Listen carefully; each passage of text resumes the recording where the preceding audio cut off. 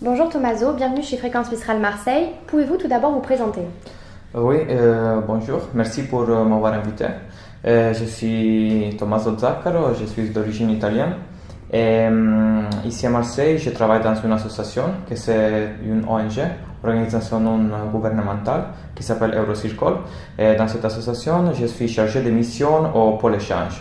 Dans le concret, nous faisons des échanges interculturels et des training courses à l'étranger. Vous êtes volontaire européen chez Eurocircle. Pouvez-vous m'en dire plus sur cette fonction? Je suis arrivé ici pour la première fois, ici à Marseille, en septembre 2015, et je suis arrivé ici comme volontaire européen. Donc, j'ai postulé dans le cadre d'un projet européen pour faire des activités auprès de l'association Eurocircle. Et en fait, j'ai fait cette expérience dans le même bureau où je travaille maintenant. Et du coup, c'était une expérience très positive parce que, en fait, à la fin de mon SV, qui a duré 6 mois, j'ai eu l'opportunité d'être embauché par l'association. Chez Eurocircle, avec qui travaillez-vous particulièrement? Moi, je travaille avec des personnes qui sont salariées. Et même dans les salariés, la composition est très multiculturelle parce qu'en fait, notre directeur, il est allemand et il y a des collègues qui viennent aussi des autres pays européens. Mais ça, c'est seulement la moitié de l'équipe de Rosicol parce que l'autre moitié est représentée par les volontaires. Donc, des autres personnes qui ont choisi de commencer une expérience, de faire une expérience comme la mienne, comme volontaire européen. Et du coup, on a des personnes qui viennent de l'Arménie, de l'Allemagne, d'Italie, de la Croatie, de la Jordanie. Et on a toujours beaucoup de personnes qui arrivent et qui partent. Quel a été votre parcours avant d'arriver à Marseille? Mon parcours commence dans un petit village du sud de l'Italie. Moi, je viens de la région Calabre. Du coup, j'ai grandi dans ma région et j'ai commencé à faire les études universitaires dans ma région. J'ai pris une licence en sciences politiques, pendant laquelle j'ai déjà eu l'opportunité de profiter des programmes européens, parce que je suis parti comme étudiant à l'étranger et j'ai fait mes études à Lille, précisément en Sciences Po Lille. Et du coup, ça, c'était ma première expérience importante à l'étranger. Et après ça, j'ai voyagé un peu, j'étais en Bosnie-Herzégovine pour faire des activités comme Model United Nations. Et j'ai décidé aussi de partir pour l'Écosse où je suis resté 3 mois et demi pour apprendre à améliorer mon anglais.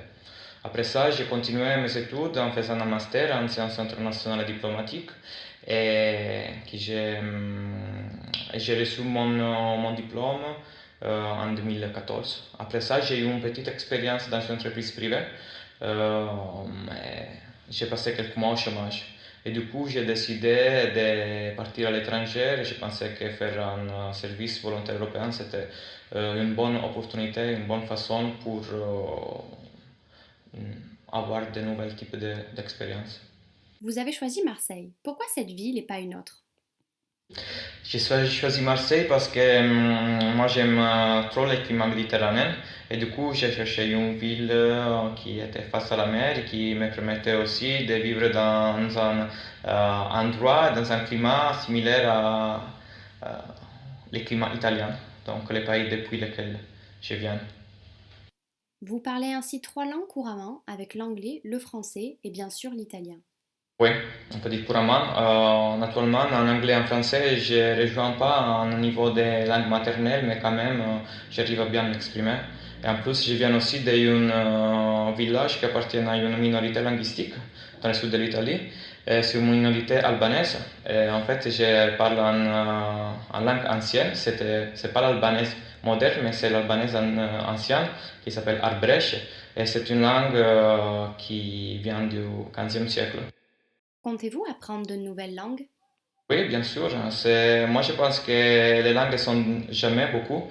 Il faut toujours, si une personne est intéressée, naturellement, il faut toujours apprendre de nouvelles langues parce que c'est une porte ouverte à différentes cultures. Et du coup, moi, je serais très intéressé euh, dans les prochaines années. Je ne sais pas. Ça dépend aussi des expériences que je vais avoir. Pour bénéficier du programme Erasmus+, doit-on obligatoirement maîtriser la langue du pays souhaité? Alors, Rusicol propose vraiment beaucoup de projets. Du coup, nous proposons un service volontaire européen à l'envoi et à l'accueil, service civique national à l'accueil et service civique à l'international, donc comme organisation d'envoi. Et en plus, on propose aussi des autres activités à travers les pôles des stages internationaux et aussi un pôle franco-allemand. Dans le concret, mon pôle, qui c'est le pôle des échanges, s'occupe de deux types de projets qui sont échanges interculturels et training course. En ce qui concerne les échanges interculturels, nous ne demandons pas un haut niveau d'anglais, mais quand même, il faut tenir en compte que vu que ce type d'échange se tient à l'étranger, la langue utilisée, c'est l'anglais. Et de toute façon, dans chaque projet, il y a toujours un accompagnateur, qui c'est une personne qui a déjà de l'expérience et qui maîtrise bien la langue anglaise. Et du coup, il coordonne les groupes et en même temps, il aide aussi lorsqu'ils ont besoin, que les participants ont besoin d'une traduction du français à l'anglais et de l'anglais au français. Du coup, c'est pas forcément obligatoire avoir la langue. Et normalement, si une personne a quelques petites connaissances de la langue, c'est déjà bien. Parce que en fait, le but de ce type de projet, c'est le développement personnel des participants.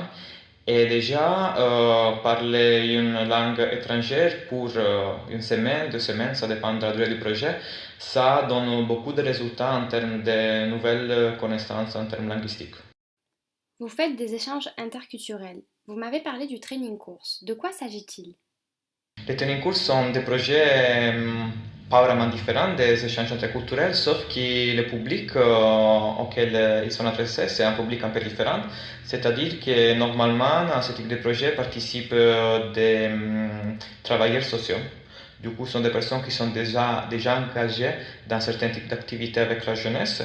Et ce type de training course sert à développer certains types de compétences vraiment pour les éducateurs, on peut dire.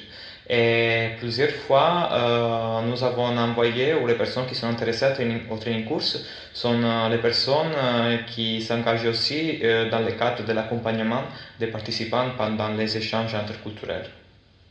Les jeunes qui partent sont-ils généralement satisfaits de leur expérience? La majorité des fois, oui, ils ont un bon retour.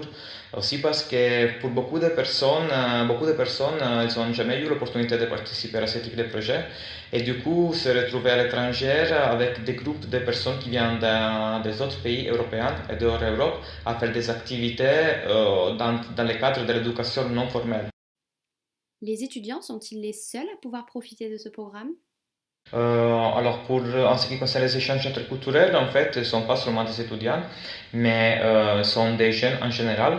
L'âge maximal, c'est 30 ans. Et en fait, l'objectif et le public cible de Eurocircle sont les jeunes en difficulté, c'est-à-dire les jeunes qui ont décidé d'arrêter leurs études ou qui n'arrivent pas à s'insérer dans le monde du travail. Et du coup, à travers ce type d'expérience étrangère, nous souhaitons qu'ils apprennent de nouvelles compétences qui peuvent l'aider dans leur vie professionnelle. Concernant les coûts, avez-vous une aide financière? Oui, ces projets s'installent dans le cadre de Erasmus+. Erasmus+, c'est un grand programme de l'Union européenne pour la jeunesse et pour la mobilité internationale. Et du coup, tous les échanges interculturels et les training courses, ils profitent du financement de la Commission européenne.